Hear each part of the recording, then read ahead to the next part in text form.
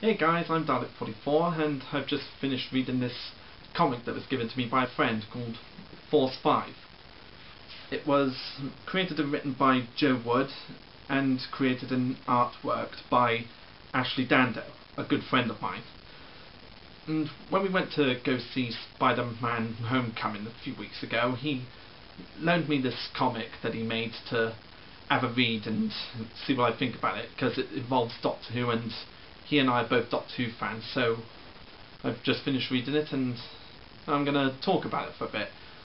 And the comic is basically showing the Doctor, like the first Doctor before he decides to leave Gallifrey, like showing a particular reason why he left Gallifrey, and because it was something to do with the High Council of the Time Lords, which I think is really well written, because it's been proven a couple of times in Doctor Who that power is the reason the Doctor left Gallifrey, because the High Council seems to have been corrupt to him, which is sort of like a mirror to real life politicians. Like, politicians in real life can be corrupt and obsessed with power, and that's how the Time Lords are seen a lot of the time in Doctor Who.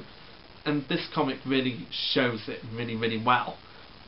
And in between the story you've got a little artwork story about some of the creators that went into making comics like this, and just a little funny sketch about them and a team meeting they have. It's a really entertaining read, and all the drawings in here are done by Ashleigh. As you can see here, it's all an anime style artwork, which is really impressive. It's really good, and it's just really brilliant to just look at it and see the amazing artwork he's done. And I love his choice of using anime, because anime is a really popular thing, and he's a great lover of anime, because I've gone to like DVD shops with him in the past, and he always goes to see what animes they have on offer, like at HMV or wherever they sell DVDs. So his love of Doctor Who and anime really shows in this comic. Now, if I do have one problem with it, it's mainly a few spelling errors here and there. Like, you read it and there's just some words where there's a couple of spelling errors. Like, you see some words in here and they're either spelt wrong or have an extra letter in it where they shouldn't really have an extra letter. But I don't completely hold it against them for that, because really that's just common human error, like trial and error. And like Ashley said, this is a first issue, so first issues are often going to have some errors in them, and besides the spelling mistakes, it really is a fun read.